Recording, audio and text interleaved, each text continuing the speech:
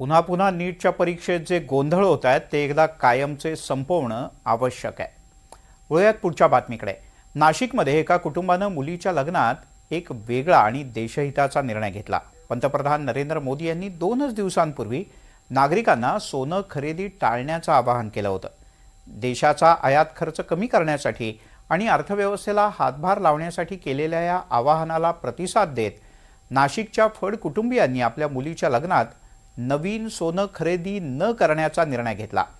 घरातील जुन्याच दागिन्यांचा वापर करत साधेपणाने पण अभिमानाने हा विवाह सोहळा साजरा करण्यात आला। पाहुयात एनडीटीव्ही मराठीचा एक खास रिपोर्ट। कि साल भर तक घर में कोई भी फंक्शन हो, कोई भी कार्यक्रम हो, हम सोने के गहने नहीं खरीदेंगे।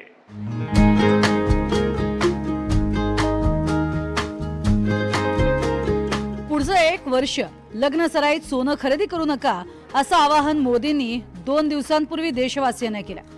मोदींच्या याच आवाहनाला नाशिकच्या फड कुटुंबियांनी प्रतिसाद दिलाय।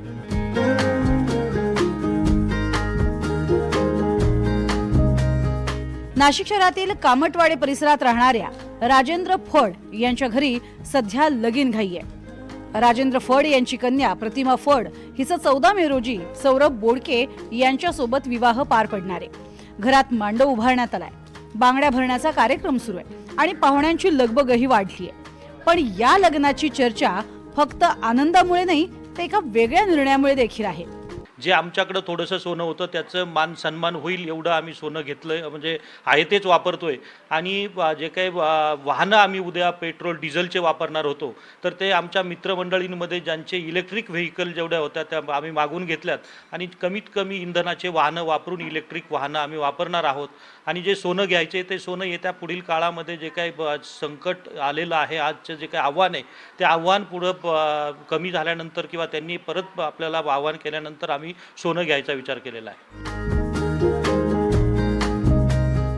लग्न म्हटलं की नवीन सोन्याची खरेदी हा जणू परंपरेचाच भाग मानला जातो।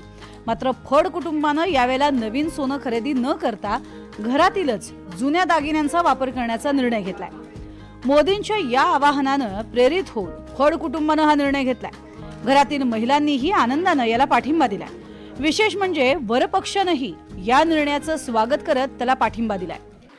आदरणीय पंतप्रधान नरेंद्रजी मोदी यांनी जसं आवाहन केलं आहे की कमी सोन्यामध्ये तुम्ही कमी खर्चामध्ये तुम्ही लग्न कार्य असेल ते करा आणि इंधनाचंही बचत करा, तर त्याच्यासोबत मी आणि परिवार आणि माझ्या सासरकडचे सुद्धा सगळे सहमत आहोत।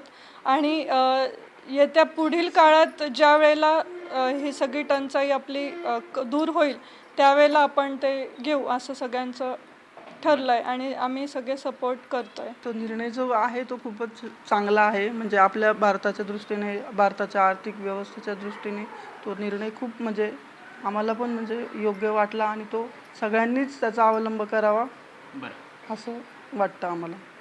गृहिणींनी पण ठरवलं इथल्या की आजपासून सोनं खरेदी करायचं नाही। का असं वाटतं? आपल्या जे देशावर संकट आलेलं आहे ना ते आपण महिलांना करतो, सोन्याचं मोठं आकर्षण असतं, अनेक पतींच्या मागे लागत असतं, आम्हाला बांगड्या घ्या, गोल्डचं पण चालतं आम्हाला आता। 1 ग्रॅम गोल्डचं घातलेलं पण चालतं। लग्नातील आनंद, परंपरा आणि उत्साह कायम ठेवत देशहिताचा विचार करणारा हा निर्णय अनेकांसाठी प्रेरणादायी ठरू शकतो।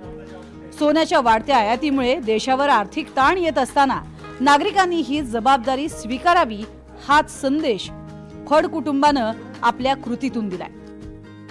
प्रांजल कुलकर्णी, एनडीटीव्ही मराठी, नाशिक।